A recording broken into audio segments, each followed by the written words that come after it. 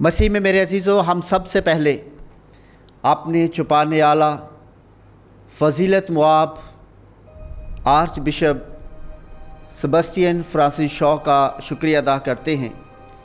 جو دن رات خاندانوں کی تعلیم و تربیت کے فکر مند رہتے ہیں۔ ہم شکریہ ادا کرتے ہیں کیتھولک ٹی وی کا، جو دن رات خداوند کے کھیت میں خدا کے نام کو جلال دینے کے لیے کوشاں رہتے ہیں۔ آج ہم پروگرام بائبل مقدس اور ہمارا خاندان اس کے ساتھ آپ کے سامنے حاضر ہیں، اور ہم آج خاص طور پر اس بات پر دھیان و گیان کریں گے کہ خدا کہاں ہے۔ آئیں ہم سب سے پہلے خداوند کا زندہ پاک کلام سنتے ہیں۔ مقدس یوحنا رسول کا پہلا خط، اس کا 5واں باب، اس کی 20ویں آیت سے۔ اگر کوئی کہے کہ میں خداوند سے محبت رکھتا ہوں اور اپنے بھائی سے دشمنی رکھتا ہے تو وہ جھوٹا ہے، کیونکہ اگر وہ اپنے بھائی سے جسے دیکھا ہے محبت نہیں رکھتا تو خدا سے جسے نہیں دیکھا کیوں کر محبت رکھ سکتا ہے؟ اور ہم نے اس سے یہ حکم پایا ہے کہ جو کوئی خدا سے محبت رکھتا ہے وہ اپنے بھائی سے بھی محبت رکھے گا۔ خداوند کا پاک کلام پڑھا اور سنا جانا ہم سب کے لیے برکت کا باعث ہو۔ مسیح میں میرے عزیزو، بائبل مقدس کا خدا محبت سے بھرا خدا ہے، اور اس کائنات میں ہر انسان اپنے خالق، اپنے مالک کی تلاش میں ہے، اس تک پہنچنا چاہتا ہے۔ لیکن بائبل مقدس کا خدا خود انسانوں کی تلاش میں نکلتا ہے اور انسانوں کے قریب آتا ہے، انسان کے ساتھ رشتہ جوڑتا ہے اور انسان کے ساتھ اپنی محبت کا اظہار کرتا ہے، اور اس کی بنیاد خود خدا نے انبیاء کے سلسلے اور اپنے کلام اور الہام کے سلسلے سے رکھی، اور اس کی انتہا خدا نے اپنے بیٹے سے کی، اور بیٹا خود فرماتا ہے کہ تم نے نہیں بلکہ میں نے تم کو چن لیا۔ وہ خود ہماری تلاش کرتا اور ہماری زندگی میں آتا ہے۔ ہم پر لازم ہے کہ ہم اس کی موجودگی، اس کی پاکیزگی اور اس کی آسودگی کے احساس کو اپنی زندگی میں محسوس کریں، جس طرح سے زبور کی کتاب میں آیا ہے، زبور نمبر 139، اے خدا تو مجھے جانچتا ہے، تو میرا اٹھنا بیٹھنا جانتا ہے، تو میرے خیالات دور سے سمجھ لیتا ہے۔ خدا جسے تلاش کر لیتا ہے، جسے پا لیتا ہے، خدا ہمیشہ اپنے چہرے کا نور اس پر چمکاتا ہے۔ اس لیے لکھا ہے کہ اگر انسان بے وفا ہو جائے تو ہو جائے، لیکن خدا وفادار رہتا ہے۔ خدا پاک نکاح کے وسیلے سے نوجوان جوڑے کو اپنے الہی بھیدوں میں شامل ہونے کے لیے بلاتا ہے، انہیں اپنی صفات بخشتا ہے، انہیں اپنی قدرت بخشتا ہے، انہیں اپنی محبت کی کثرت بخشتا ہے۔ تو آئیں آج ہم 3 خصوصی نکات جو ہیں اس پر غور و خوض کریں گے۔ سب سے پہلے ہمارا ایمان ہے کہ خدا خالق ہے۔ تمام کائنات جس کو ہماری آنکھیں دیکھ سکتی ہیں، یا اس کائنات کا وہ حصہ جس کو ہماری آنکھیں نہیں دیکھ سکتی، لیکن ایک ہی خالق ہے، اور وہ خداوند خدا ہے، اس کے علاوہ کوئی خالق نہیں۔ اسی نے سب کچھ تخلیق کیا ہے۔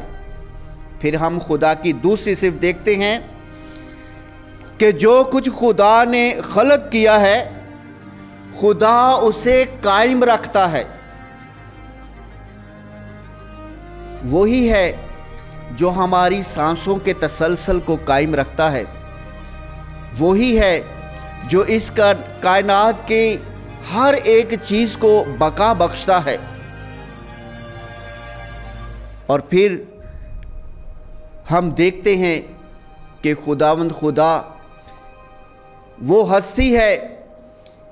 جس کی موجودگی سے پہاڑ ہل جاتے ہیں، چٹانیں تڑک جاتی ہیں، اور وہی خداوند خدا ایک گہرا رشتہ انسان کے ساتھ قائم کر کے اس کے رسول فرماتے ہیں کہ اب میں نہیں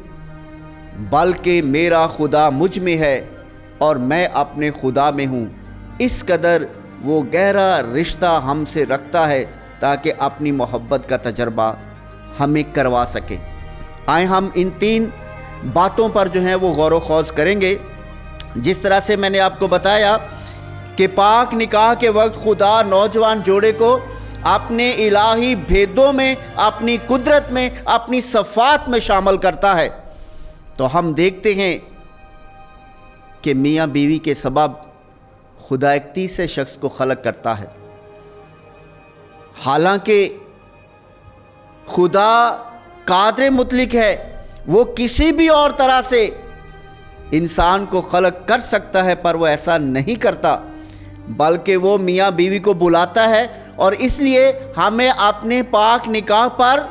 اس کی روحانیت پر، اس کی محبت کی گہرائی میں اور اس محبت کے گہرے بھید پر جو ہے وہ ہمیں فخر ہونا چاہیے کہ خدا نے ہمیں سنا، خدا نے ہمیں اپنے پاس بلایا، اور خدا نے ہمیں یہ تخلیقی قوت دی، اور اسی تخلیقی قوت کے سبب سے جب ایک نئے جوڑا، جب ایک نیا خاندان اپنے ہاتھوں میں اپنی اولاد کو دیکھ سکتا ہے، اسے چھو سکتا ہے، تو وہ فخر کرے کہ دیکھو خدا نے اپنی تخلیقی قوت اور صلاحیت آپ کو بخشی، اور آج یہ خوبصورت تحفہ جو ہے وہ خدا نے دیا لیکن آپ کے وسیلے سے دیا۔ خدا نے خلق کیا لیکن آپ کے وسیلے سے خلق کیا، اس لیے آپ کا رشتہ انتہائی محبت سے بھرا ہوا رشتہ ہے، اور یہ تحفہ انتہائی محبت بھرا تحفہ ہے جو خدا کی طرف سے آپ کو بخشا گیا، اور خدا نے آپ کو اپنی تخلیقی قوت جو ہے وہ بخشی۔ پھر ہم دیکھتے ہیں کہ خداوند خدا ہی قائم رکھنے والا ہے۔ اس پر غور و خوض کرنے کے لیے ایک دلیل میں دیتا ہوں کہ اگر کوئی ایک دن کا بچہ ہو اور ایک کمرے میں ہم اسے بند کر دیں، وہاں دودھ رکھ دیں، وہاں فیڈر رکھ دیں، جو بھی بچے کی ضرورت ہے وہ وہاں پر ہم رکھ دیں، اور خدا بھی یقیناً ہر جگہ موجود ہے، خدا بھی کمرے میں موجود ہے، اور اگر اس کمرے کو بند کر دیا جائے 10 سے 15 دن کے بعد اگر وہ آپ کمرہ کھولیں تو کیا بچہ زندہ ہوگا؟ یقیناً زندہ نہیں ہوگا۔ حالانکہ خدا بھی وہاں موجود ہے، اور بچے کی زندگی کے لیے جو کچھ درکار ہے وہ بھی وہاں پر موجود ہے، لیکن پھر بھی بچہ زندہ نہیں ہوگا۔ کیوں؟ کیونکہ یاد کرو کہ خدا نے آپ کو پاک نکاح کے وقت اپنے الہی بھیدوں میں شامل کیا، اور خدا ہمیں سکھاتا ہے اگرچہ میں ہی خالق ہوں، اگرچہ میں ہی قائم رکھنے والا ہوں، لیکن اے انسان یاد رکھ کہ میں تیرے ہاتھوں کو برکت دوں گا۔ اور اس لیے ہم کہتے ہیں کہ جب ایک بچہ پیدا ہوتا ہے تو یہ صرف بچے کا پیدا ہونا نہیں بلکہ اور بہت ساری ذمہ داریاں ہیں کہ خدا نے ماں اور باپ کے ہاتھوں کو مسا کیا ہے، برکت دی ہے، کیونکہ خدا آپ کے ہاتھوں کے وسیلے سے اس زندگی کو پروان چڑھاتا ہے۔ اس لیے خوش ہوں اور شادمان ہوں کہ خداوند خدا ہم سے اس قدر پیار کرتا ہے کہ وہ اپنی صفات میں ہمیں قائم کرتا ہے، اپنی صفات ہمیں عطا کرتا ہے کہ وہ خالق ہے، وہ قائم رکھنے والا ہے، وہ خلق بھی ہمارے وسیلے سے کرتا ہے اور قائم بھی ہمارے وسیلے سے کرتا ہے، پروان بھی ہمارے وسیلے سے چڑھاتا ہے، تاکہ ہم خدا کی قربت، ہم خدا کی محبت اور ہم خدا کی شفقت کا تجربہ کر سکیں۔ اور جس طرح سے میں نے تیسری صفت بتائی کہ خداوند خدا جاہ و جلال کا مالک، قدرت والا اور انسانی عقل سے بعید ہے، وہ حشمت اور قدرت کا مالک ہے۔ اور بائبل مقدس ہمیں سکھاتی ہے बाइबल मुकद्दस हमें बताती है कि जब उसकी ज़हूरी होती है तो चट्टानें तिड़क जाती हैं, जब उसकी ज़हूरी होती है तो पहाड़ हिल जाते हैं। और इंसान क्या है कि उसके सामने खड़ा हो सके? लेकिन इस इलाही भेद के अंदर मोहब्बत के भेद को भी हम इस तरह से समझ सकते हैं कि कहते हैं कि इस पूरी कायनात में इंसान जिसको खुदा ने अशरफ और आला मखलूक बनाया है, जब इंसान की पैदाइश होती है तो कहते हैं कि ये दुनिया जहान में तमाम चरिंद परिंद कीड़े मकोड़े जो हैं सबसे कमज़ोर तरीन इंसान का बच्चा होता है। हालांकि हम जानते हैं कि चंद ऐसे इस दुनिया में जानवर पाए जाते हैं कि जिनको चंद दिनों के बाद, चंद हफ्तों के बाद पता चल जाता है कि इस माशरे में उन्होंने ज़िंदगी कैसे गुजारनी है। कुछ को कुछ महीनों के बाद पता चल जाता है कि उन्होंने इस माशरे में कैसे रहना है। लेकिन जब इंसान की पैदाइश होती है, क्योंकि हम देखते हैं कि इस दुनिया में डायनासोर्स जो इस दुनिया में नहीं रहे, डायनासोर्स की पैदाइश से लेकर छोटी से छोटी चींटी की पैदाइश जो होती है, इसके मद्दे मुकाबल जब इंसान का बच्चा पैदा होता है तो सबसे कमज़ोर होता है। अगर माँ गरम चीज़ खा ले तो प्रॉब्लम, ठंडी चीज़ खा ले तो प्रॉब्लम, अगर ठंडे पानी से हाथ धो ले तो प्रॉब्लम, और अगर गरम चीज़ खा ले तो उससे प्रॉब्लम। ये सब क्या है? ताकि इंसान को ये सिखाया जा सके कि ए इंसान, तू अशरफ और आला मखलूक है, तमाम जहान तेरे सपुर्द है। लेकिन देख, कमज़ोरी की हालत में जब इंसान पैदा होता है तो वो कमज़ोरी की हालत में होता है, और उसी वक्त उसके वालिदैन अपनी जवानी की हालत में और पूरी अपनी हस्ती की कुव्वत की हालत में, ताकत की हालत में होते हैं,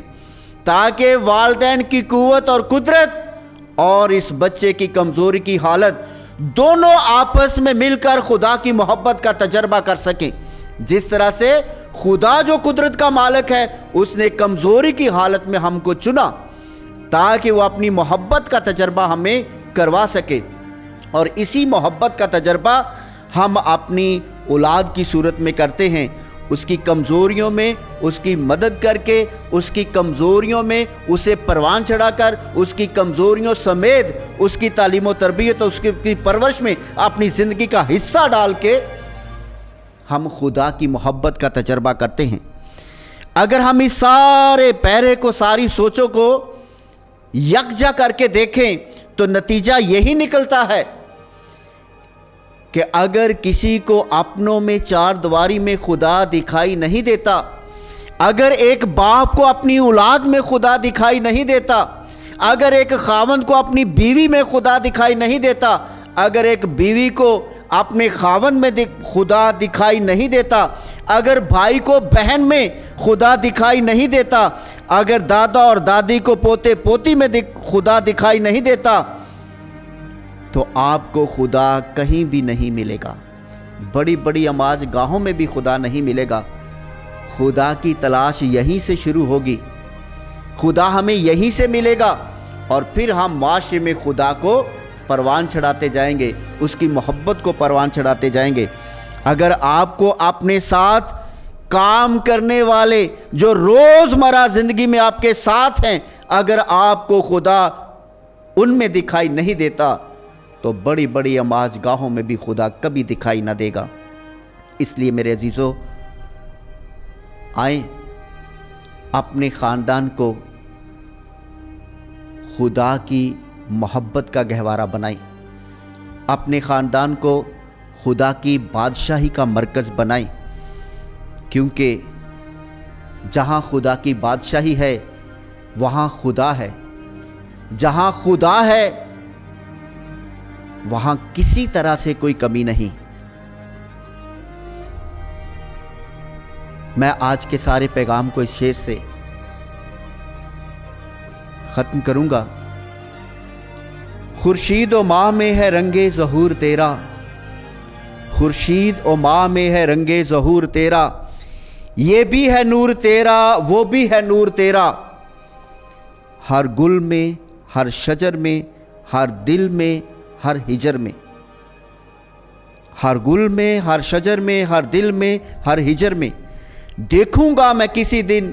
جلوہ ضرور تیرا۔ خدا ہمیں برکت دے تاکہ ہم اپنے اپنے خاندانوں کو